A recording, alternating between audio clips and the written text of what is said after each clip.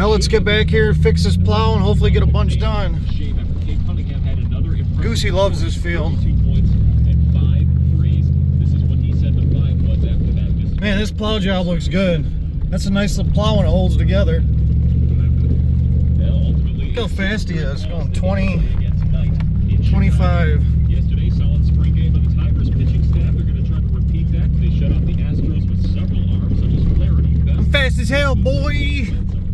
Final in Lakeland. I'll have a split squad game against Toronto and Baltimore today. Matt Manning and Casey Mize will be the pitchers. Try getting this spot today. It was a little wet yesterday.